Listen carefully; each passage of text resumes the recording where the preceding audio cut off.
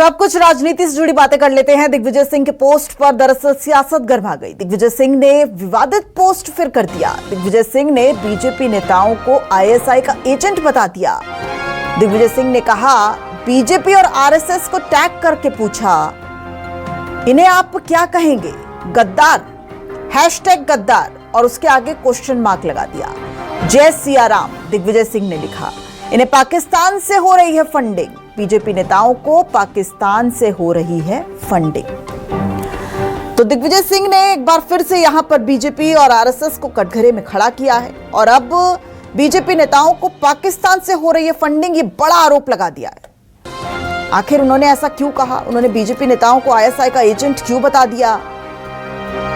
इस पर भी सवाल हो रहे हैं, लेकिन ये बड़ा विवादित पोस्ट दिग्विजय सिंह करते नजर आ रहे हैं।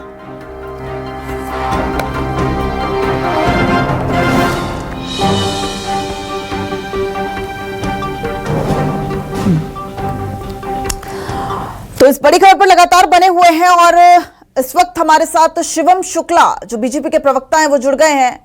शिवम, दिग्विजय सिंह आईएसआई का एजेंट बता रहे हैं बीजेपी और आरएसएस को, क्या कहेंगे? देखिए, दिग्विजय सिंह की ये लगातार सोच रही थी और उसी सोच का परिणाम है जो दिग्विजय सिंह कभी जाकिर नाइक को शांति का दूत बताते हैं, जो दिग्विजय सिंह हाफिज के लिए जी जैसे शब्दों का इस्तेमाल करते हैं और हिंदुत्व को आतंकवादी तत्वों से जुड़ा हुआ बताते हैं। जबकि दिग्विजय सिंह की सबको मालूम है उनकी संवेदनाएं, उनकी भावनाएं किस तत्व के साथ है, किस प्रकार की सोच के लोगों को आप सबके संज्ञान में होगा। दिग्विजय सिंह उत्तर प्रदेश में जब बाटला हाउस एनकाउंटर के जो आतंकवादी आरोपी थे उनके गाँव तक हो आए थे। इस प्रकार की सोच और इस प्रकार की मानसिकता से जुड़े हुए लोग लगातार आतंकवाद के खिलाफ जो हमारी सरकार एक निर्णायक लड़ाई लड़ रही है उसको डेविएट करने के लिए इस प्रकार की अपमानजनक और आपत्तिजनक टिप्पणी और बातचीत करते हैं। जबकि वास्तविकता यह है कि देश में अगर किसी ने सनातनी तरीके से, देश में अगर किसी ने इस देश की सांस्कृतिक राष्ट्रवादी तरीके से आतंकवाद का सफाया, नक्सलवाद का सफाया करने का काम किया है तो भारतीय जनता पार्टी की सरकार ने किया है। और इसमें सबसे महत्वपूर्ण चीज यह है कि हमें प्रेरणा जो मिलती है राष्ट्रीय स्वयंसेवक संघ जैसे राष्ट्रवादी संगठनों के माध्यम से मिलती है। और इस पूरी चीज में दिग्विजय सिंह अकेले नहीं, उनका जो कांग्रेस के भीतर एक पूरा इकोसिस्टम इस प्रकार से इसी मानसिकता के साथ काम करता है और लगातार ये चीजें देखने को मिल रही है। ठीक है शिवम, बने रहिए जरा हमारे साथ। अभिनव बरोलिया जो है प्रवक्ता कांग्रेस, वो भी हमारे साथ जुड़ गए हैं। अभिनव जी, बहुत बहुत शुक्रिया आपका न्यूज 24 में। अभिनव जी, दिग्विजय सिंह का ये कहना कि बीजेपी और आरएसएस आईएसआई का एजेंट है, क्या आप लोग भी इसका समर्थन करते हैं? देखिए, अब आप लोगों को जानकारी के लिए दिग्विजय सिंह जी ने बताया है कि किस तरीके से आतंकवादियों की पार्टी रही है भारतीय जनता पार्टी। पूरे इनके जो नेता है वो किस तरीके से आतंकवाद से जुड़े रहे हैं, पाकिस्तान से इनके तार जुड़े रहे हैं। अब ये पोल पट्टी जब खुल गई है तो इनके लोग बौखला गए, इस तरीके की बयानबाजी कर रहे हैं। जिस तरीके से दिग्विजय सिंह जी के पोस्टर लगा रहे थे उसका करारा जवाब दिग्विजय सिंह जी ने दिया है।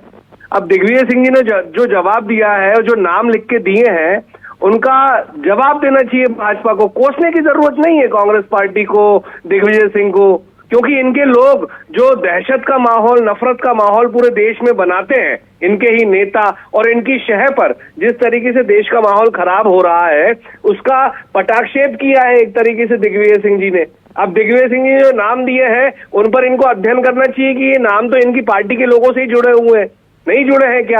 ये जानकारी जो दी गई है इस पर आराम से तथ्यों के साथ जवाब देना चाहिए। लेकिन बौखलाहट, वही बौखलाहट, क्योंकि भारतीय जनता पार्टी का गुब्बारा फूट चुका है, जनता परेशान है। अभिनव जी, लेकिन जो आप कह रहे हैं वो तो ठीक है, समझ आ रहा है, लेकिन उसके बावजूद जो दिग्विजय सिंह ने पोस्ट किया ये तो विवादित भी हो गया है ना। हो सकता है कि आने वाले समय में कांग्रेस भी इससे किनारा कर ले।